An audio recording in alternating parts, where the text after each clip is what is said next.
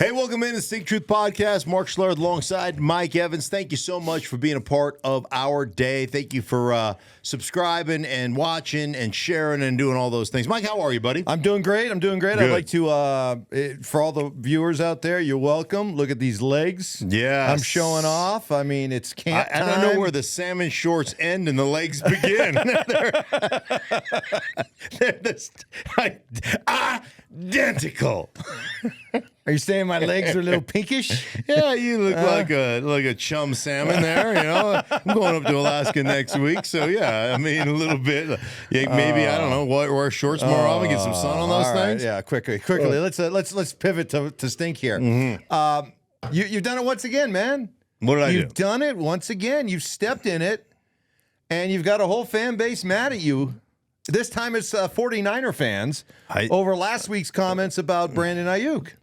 I don't understand how I just basically spit out the truth, and then all of a sudden everybody's mad at me. Like, okay, so I know, all you Niner fans sit in meetings with defensive coordinators that are playing the Niners like I do. So you guys probably know exactly what's going on. But I say that to say this. Is I sit in those meetings. I've had a bunch of games, a bunch of 49ers games over the last several years. And when I talk to coordinators about what it is you've got to stop, they talk about the run game, specifically about Christian McCaffrey, about the dual threat nature of Deebo Samuel and how good he is once he gets the ball in his hands, about George Kittle. And Brandon Ayuk is a really good receiver. But when people talked about him being a number one receiver, I just go, be careful what you wish for.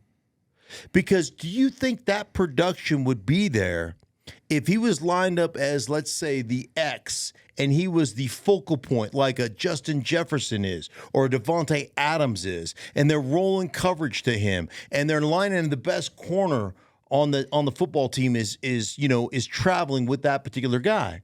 When you play the 49ers, they're like, we're not going to let Christian McCaffrey and Deebo Samuel beat us. Hey, if it's Brandon Ayuk that beats us, God bless him. Good for you. So I don't understand what the controversy is there. Listen, man, he's a really good player, and he's really improved. What he was when he first came into what he is now, he's really improved. But all I said is I wouldn't spend top 10 money on him at the receiver position. And part of that is the way I feel about receivers. The most dependent position on the football field, and everybody's dependent, but receivers the most dependent. So when it comes to you on Twitter, I'm here for the comments, and I love the comments from the 49er fans. So let me address what I read the most in terms of their criticisms towards you. They said his stats show that separation, when it comes to the separation by target, that he's one of the best in the league in terms of creating separation. Right. So your response to that? My response, I don't even know what that means. Again, here's another stat spit out by stat nerds. Honestly, what does that mean? Like, think about how it works, like separation per route or separation per target. So first, let me just talk about separation in routes. So let's say you're running a basic route combination. Your inside guy is running a flat, and your outside guy is running a slant. That's called dragging, slant drag. So they call it dragging, okay? So the first read in the progression is the flat route. So it's off a three-step, right? You're ready. If that guy is dicking around, getting off the ball, right, doesn't have his head around, that quarterback is up. So why are you going to keep – if you're a defender and you're covering that flat and that quarterback hitches, what are you doing? You're dropping off, right? You're trying to take away the next level route. So you could have 12 yards of separation. The quarterback is already beyond you because you were late coming out of your break. That's where they say, oh, this guy is the feet, the route running ability. That's the other one, that he's a great route runner. Right. Well, I mean, like, that stuff is like if the quarterback is already beyond you, then I don't care how open you are, because guess what? He's already that part of the progression is gone. You weren't open when he was ready to throw the football. You know, it's funny. I had a conversation with Matt Ryan. This is several years ago, and Matt Ryan and Kyle Shanahan were some of the, like, considered in today's modern game, the developers of footwork out of gun. So a lot of times what happens to you in gun is you get lazy with your feet. Well, every route and every route combination is based on the footwork of that particular route, 5-step, 7-step, right? And when you hit that 5th step, man, that first progression, you're ready to trigger. And so I was talking to Matt about it, and he goes, hey, man, even if I'm in gun and I got a 3-step drop, it'll be 3 of the tiniest steps you've ever seen. But my receiver better, like, he better have his head, he better be ready, he better have his head around, and he better be on time. Otherwise, he's going to hear about it. Now, Matt's legendary for chewing people's asses. And that's how he operated, you know, as a quarterback. So if you're late coming out of your break because you're doing the hokey pokey and you're turning yourself around, I don't care how wide open you are, the quarterback's beyond you. Now, let's talk about as a target. So I don't know who's doing this stuff, like who keeps track of these things. But let's say you're running a route combination, and it's zone. And it's, 3rd down and 7. And you're running an underneath route. And that zone defender is going to do what? He's not going to play low to high. He's going to play high to low. So meaning he's going to get depth. So if he's supposed to be, let's call him a hook defender, and he's supposed to be 2 yards outside the hash at 10 yards deep, right? Well, because I'm trying to defend the deep route because I don't want to give up a first down, I'm going to play it 4 yards outside the hash and 14 yards deep. So that all of a sudden we throw it in a zone to that dude that's underneath, and there's nobody within 8 yards of him. Who gives a shit? Right? He rallies up, bam, makes a tackle, and we get off the football field. Oh, but the separation. Do you understand how stupid that is? Do you understand? And the whole route running thing, listen, man, route running is important. There's no question about it. But I almost feel like part of it is like, man, guy's a great route runner. That's like saying, man, the dude's a crafty lefty. You know what? When you're a crafty lefty, you know what it means? It means you don't throw hard, right? You find one. So I don't, like, again, the things I hear, it doesn't make a whole lot of sense. And all I'm saying is that when you're defending the 49ers, Brandon Ayuk is the third or fourth option in that offense. He may have 105 targets. He may put up 1,300 yards. But as a defensive coordinator, you're like, I'm not letting Christian McCaffrey beat me.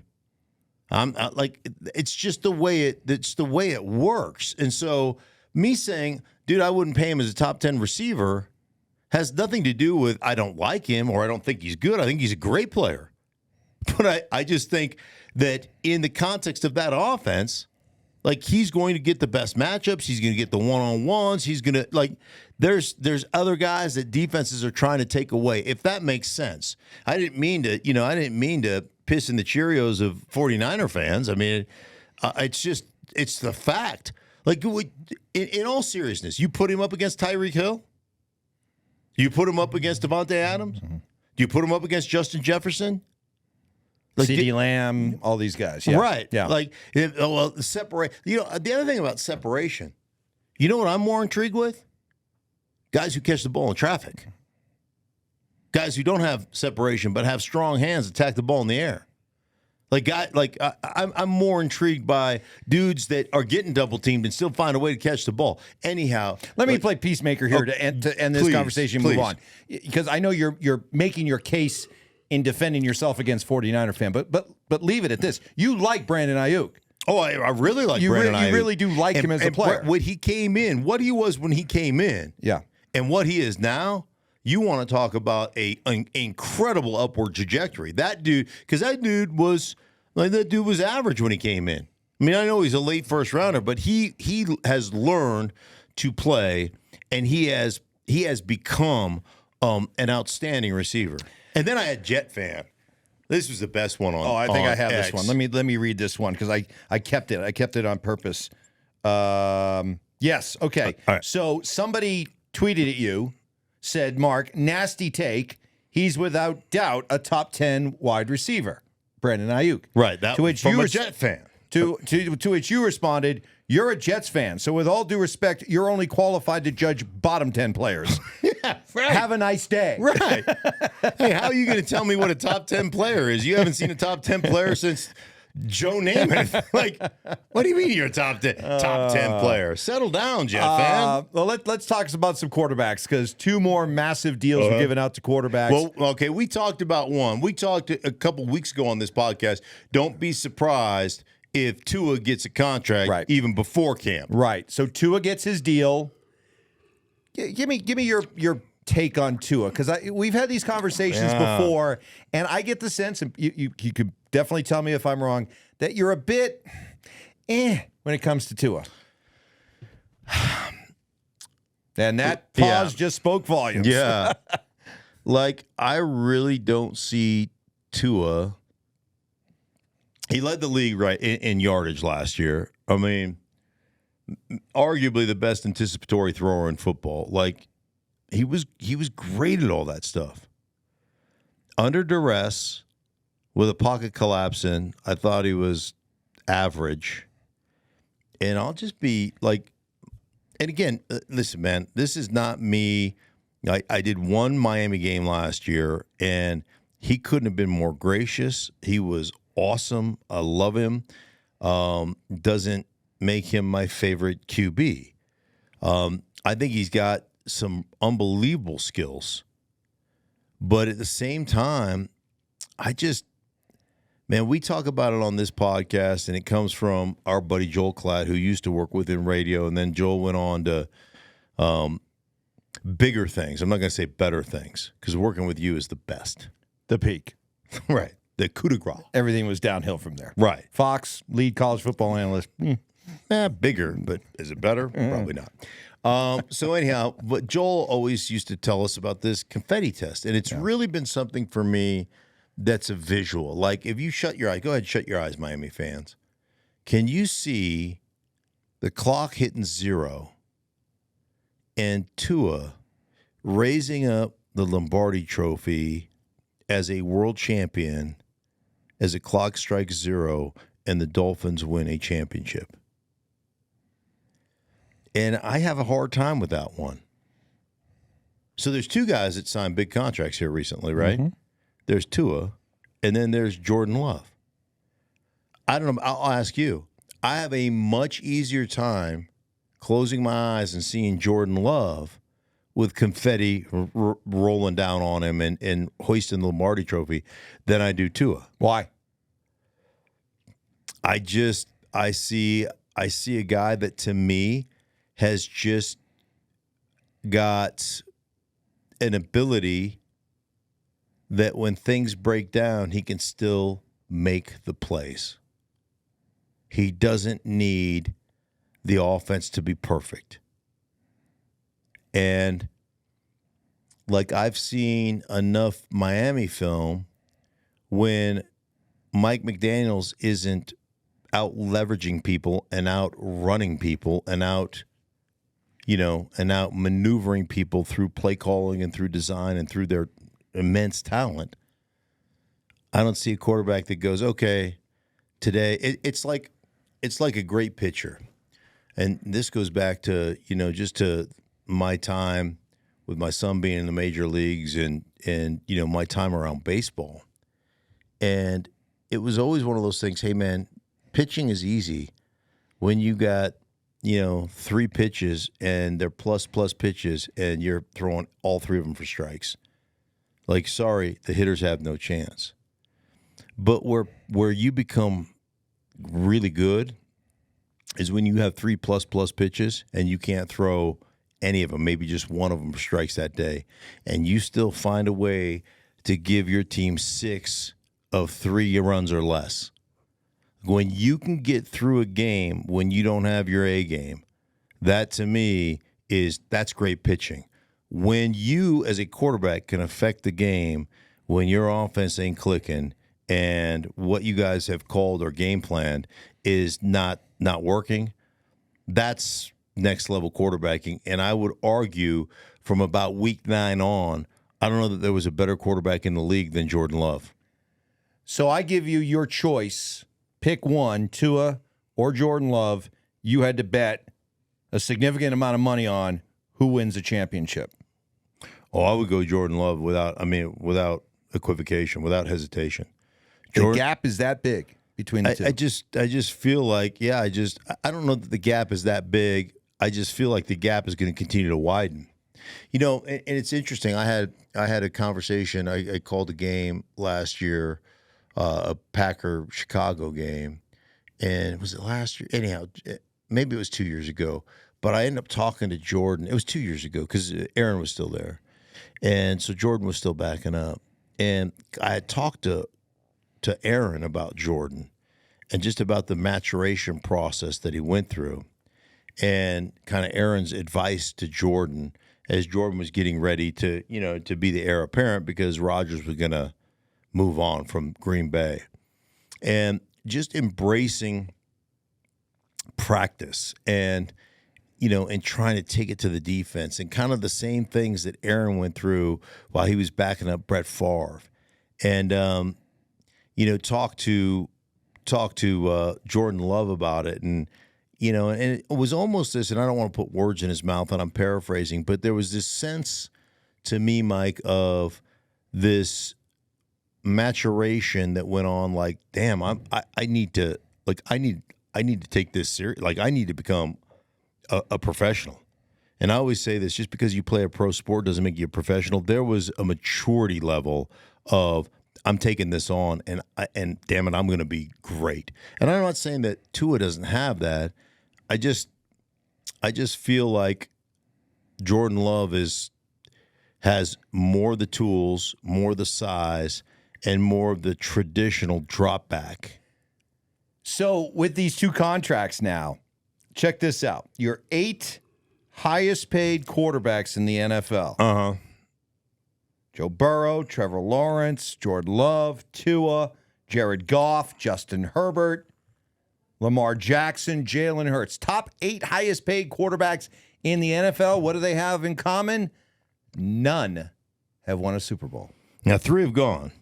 3 have gone, but none have won. Jalen Hurts went. Yep. Burrow went. And Goff went. But none have won. None have won. So is that just something we look at as just kind of an anomaly, or is it maybe more evidence that, man, the NFL has lost its mind when it comes to paying these quarterbacks? Well, I mean, the bottom line, you got to pay them, right? When the contract comes up, because if you don't have one, you can't win. As much as that pains me to say that, like to admit that, you got to have one. Now, part of the reason that none of those guys can win is because, Patrick Mahomes plays in the league. So, that is a lot like Brady back in the day. Mm-hmm. So that's part of it. Yeah, really interesting. The bottom line is, like I've always said this, sign them early because they're just going to cost you more. And the next guys that come up, whoever the next guys are that come up, the quarterback, Dak Prescott, right? And there's C.J. Stroud, when his time comes up. When his time comes up, those guys are going to just usurp the money being paid anyhow. So eventually you got to sign them. You got to manipulate. You got to massage the salary cap. You got to figure it out, but you got to get the guy signed.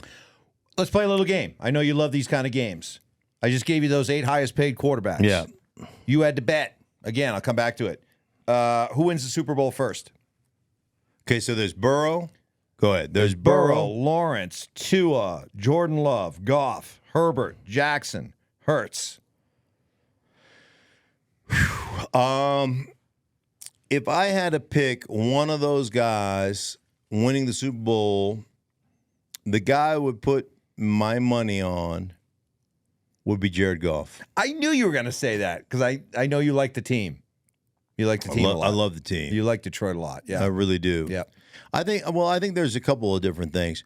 One, Jared Goff has never he does not get the credit he deserves for what he does.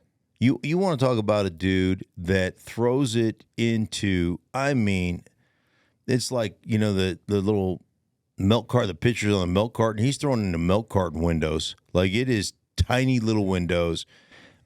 fearless in doing that. And so I think there's that aspect of it. Then I start to think about how good that football team is. I think they have the best offensive line in football. Ragnow's excellent. Penei Sewell is he's a freak show. I think Taylor Decker is much better than people give him credit for. You get two backs that can really go in Montgomery and Gibbs. Amon-Ra St. Brown is legit. Sam, what's the tight end's name? Laporta is awesome. And then they addressed their defensive issues, some of the issues they had on the defensive side of the ball. So I think they're a really good football team. I think with Jared Goff, they've got a great chance to go win one. Okay, and you're right. You're putting a lot of stock in his team. Right. How about this? How about I go at it a different way? Of these 8 quarterbacks, you're starting the team tomorrow, and you can have any one of these 8 that we're talking about. Who are you going with? That's a different. Who are you going with? Is C.J. Stroud in that conversation? Nope, not right now. C.J. would be my guy. But he's not in this conversation. But if he was in the conversation, but he's not. Okay, but what if he was? Stop changing the rules. Okay. Play the game the way you have as told I me want to play it. Okay.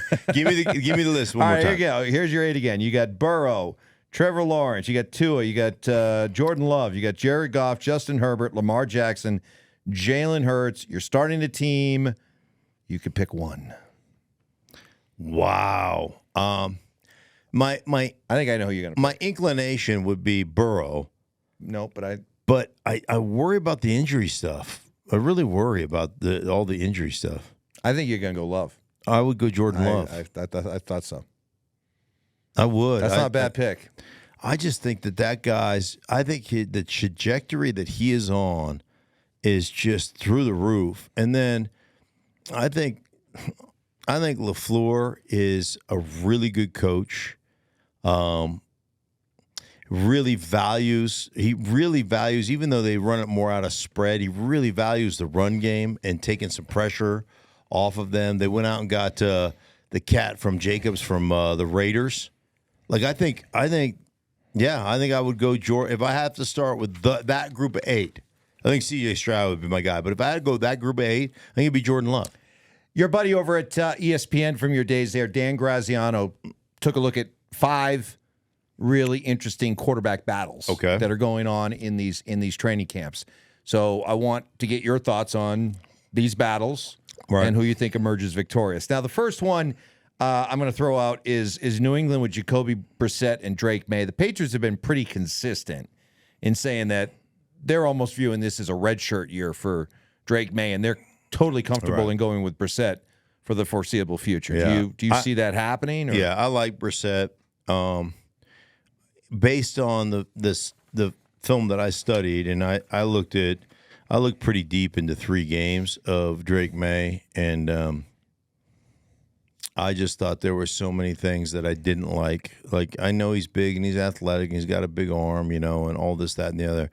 I just thought woefully inadequate, woefully inaccurate underneath. A lot of the things that make that operate well in the NFL, I thought he was lacking. And so, Is it decision making or mechanics? I know you weren't a big fan of his throwing motion. I thought it was mechanics. I thought mechanically he just needed to clean things up. And everybody gets enamored with a guy like that because his ability to scramble around, and then his ability to just throw just uncork 175 yards. And like, other than the end of the half or the end of the game, if you're throwing a Hail Mary, when do you ever throw one in the NFL? So you don't. The answer is you don't. So I think he's got a lot of work to do. And I'm glad for them that they're going, okay, yeah, we understand that. We evaluated him properly, and he's going to redshirt this year. There's nothing wrong with that. Let's get to some more here. The Raiders. Aiden O'Connell, who was very solid last year, and one of your favorites, Gardner Minshew. Who wins that battle? Gardner Minshew's just balls. You love Minshew. He's so tiny. He is like a little wee guy. And, he's like a little pocket Hercules. He's scrambling around. You know what? And I don't know Aiden O'Connell. I don't. I really don't know him. I haven't done a Raiders game with him playing. So, last time I did a Raiders game was Derek Carr. So I really don't know the guy. But I have done some with Gardner Minshew. And Gardner Minshew just gives you a chance to win. He's not going to do anything spectacular. Like, he's just going to give you opportunities. And I don't know Aiden O'Connell. This may not be fair, but I know Gardner Minshew, and I know kind of the inspiration, how guys like to play with him. And he's a pretty damn savvy dude at that position. And he's got some I just don't give a rip. Plus, he travels around in a conversion van all offseason, just floating around. I'm going to drive to Florida. I'm going over to here, Arkansas. I want to see the world's biggest ball of twine, whatever it is. I don't know. Is that in Arkansas? I don't know. I just made that If it up. isn't, it should be. Yeah, right. Right. I mean, why they not? They got to have the world's biggest something in Arkansas. Something in Arkansas. Right. Yeah. So you think Minshew wins the job? I do. You think Minshew wins the job? I think Minshew wins the job. How about in Denver, where it's actually I don't know, to call it a competition? You and I were debating this earlier. Do we call it something else? Yeah. But you got Bo Nix, Jarrett Stidham, and Zach Wilson. I think it's a foregone conclusion. I think right now they're rotating. There's rep rotation, and people are losing their minds over the rep rotation. Right now, they're just managing quarterbacks' arms, and everybody's getting kind of an equal share at the ones. I think by the end of the week, you'll see it parse out, like the reps parse out, and you'll see a guy who's clearly taking kind of the majority of the number one reps, and I think it'll be Bo Nix. So if you're a Bronco fan, you're talking to a Bronco fan right now. If Bo Nix isn't the starter week 1, does that shoot up a red flag? For me, it doesn't. Obviously, unless he's injured, right? But yeah, listen, man. I think you're pretty confident in what you have in Jarrett Stidham, and I think there's a lot of there's a boatload of talent in Zach Wilson. But at the same time, you understand that was a reclamation project. Bo Nix, and we could go through started 61 games. It started 61 games, didn't take sacks, never fumbled in 2 years at Oregon, really could throw it from a dirty pocket, is very accurate, gets the ball out of his hands, like all the things you want your quarterback to be. So I would look at, what is the ceiling? Like, the highest ceiling may be Zach Wilson. But you had a couple of years playing for the Jets, man. You need to forget about everything you've ever learned in football, and you got to start from scratch, okay? I would say Jarrett Stidham is a nice, he feels like a career backup to me. So his ceiling, how much better is he going to get? Okay, maybe right now he's ahead of the game because he was here all last year and he knows the verbiage and he knows the offense and he knows but it's only a matter of time before Bo catches him. And so the ceiling for Bo, I would say, is just exponentially higher than it is for Stidham. So at some point you just got to, and right now, come on, you're 4th in the AFC West anyhow. You got to play him. Handicapping these quarterback battles, let's go over to Minnesota, where I think we haven't talked about this, but I kind of smell an upset here. You got Sam Darnold and J.J. McCarthy. You don't think it's going to be McCarthy? No. I think Sam Darnold's starting. One of the things that's really interesting to me, Mike, is go to Brian Flores, who is the defensive coordinator. I don't know how much Minnesota you watched last year. I did a couple of their games. Dude, there's no rhyme, no reason for that defense. They're blitzing from all over the place. I think they led the league.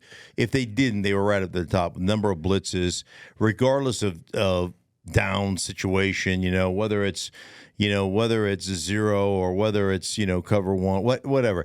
They just they'll bring anybody. It's unbelievable the amount of guys they bring. And the guys, that play on the defense, talking to the guys who play on the defense, are like, oh, no, it's, it's easy for us. But as an offense, we as offensive players want rules. I want a rule. If I get this, what's my rule? When you play against Brian Flores, there's not a lot of rules. You just got to kind of take them as they come, right? And I would just say, how hard is that for a rookie quarterback when you're not learning, okay, they're in an over front. we're going to get this safety rotation. If we're in a bigger if we're in a heavy formation, and they're in an over front, we're going to get weak safety rotation down to create the 8-man, whatever. Like, however that particular team. Oh, they're in an under front means we're going to get strong safety rotation down, free safety in the middle of the field. Like, there are standard things that just kind of happen in the NFL. Linebackers are going to kick. Anytime the linebackers kick, they boss over strong, means the weak side safety is coming down. Just there's standard things. With Brian Flores, none of that counts. So now, like, to me, when you have that type of defense, that's your plan. That's kind of like Greg Williams or some of these coordinators. As an offensive coach or as a head coach, you got to say, hey, man, here's what we're going to do. We're doing the whole training camp is going to be 1s versus 2s. Your 2s are going to play off cards. Your 2s are going to play a, prescribed defense. They're going to play, 4-3. They're going to play 25. They're going to play 57. They're going to play, they're going to play cover. When they're not bringing pressure all the time because we need to learn our rules. And so, to me, depending upon how they operate their practice, how Kevin O'Connell operates practice, the guy who gives you best chance not to look like a bunch of blubbering idiots on during training camp is Sam Darnold because he's been around for a while.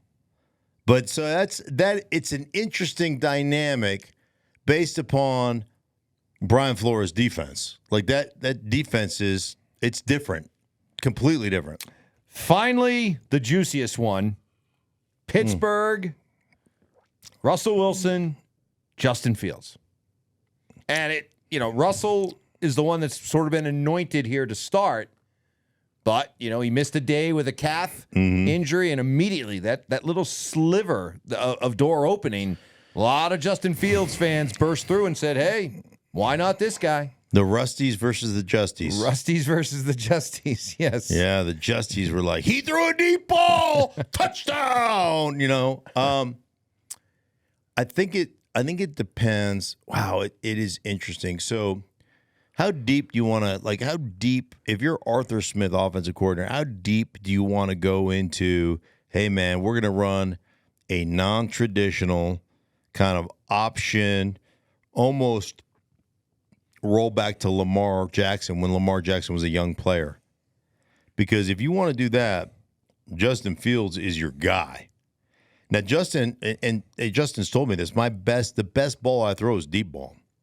So off all that play action stuff, off all that run game stuff, like if you want to kind of make it a throwback offensively with your running backs and all that, then you go Justin. If you feel like, hey, man, I'm going to be somewhere in between, it's probably Russ Wilson. But I just, even if it starts with Russ Wilson, I feel like eventually it'll end up, I think eventually both these guys will play. But you like Russell Wilson to start the season? I think he starts the first part of the season. Okay. But I don't know. What do you think? Yeah, I think Russell gives you the so-called best chance to win. Mm-hmm. If I'm Mike Tomlin looking at it, and I think like a coach who's never missed the playoffs or never had a losing season, I would think, hey, which quarterback gives me the best chance to win immediately, and then see how it goes from there. Yeah, I mean, you think about where Russ had the majority of his success. Outstanding defense when he was a young player, right? Defense that could rush the passer, get after you, a defensive secondary that just would wallop people, and then they ran the ball with Marshawn Lynch, set up their play action, and they kept games. And I've talked to Pete Carroll about this. Like, we're going to keep games within one score, and at the end of the game, now we're going to say, okay, Russ, we're going to have a man. If this ain't open, scramble around and make a play, because I will tell you this about Russ. That dude can do that, man. He can throw that deep ball, and he can scramble around and make some plays. And so there was a prescribed kind of game plan for the Seahawks back then when they went to back-to-back championships. They won one, obviously lost the second to New England on that interception. But I just think that I think there is kind of a formula there for Russ to be successful. But you're gonna have to manage expectations and what that guy wants to do. And, here in Denver, one of the big issues there were, like, this is what we want to do. We're going to run, we're going to call this play. If we get this look, we're going to keep it on. If not, we're going to go to this. And then all of a sudden, Russ is going to check out of it and do his own thing. Like, those are the things you have to manage. So, like, Pete Carroll did a great job with that early in his time with Seattle, and Russell adhered to it. I think as time went on, he wanted more control, more line of the scrimmage. He wanted to be more like, Brady or Peyton Manning or Drew Brees, and that's truly not what he does well. That would be my takeaway on that. Well, should be some interesting camp battles. Good five good quarterback battles. We all love a good quarterback battle. Love it. It's going to be great. Controversy. All right. For everybody involved, we appreciate you guys so much. Thank you for making us a part of your day. Truly appreciate that. Please subscribe and do all the things that you do. For Mike, I am Mark. We'll be back with you guys later on this week. Hey, for everybody involved in the Stinky Truth, we thank you so much. Thank you for watching. If you enjoyed the video, please make sure you don't forget to give us a thumbs up. Subscribe to our channel for more content just like this. If you want to see more of our videos, you can also be sure to check out our playlist. Let us know exactly what you think in the comments below. We appreciate you guys so much for being a part of that. Don't forget to follow us on social media to stay up to date on our latest updates. Links are in the description. Thanks again for watching, and we'll see you in the next video.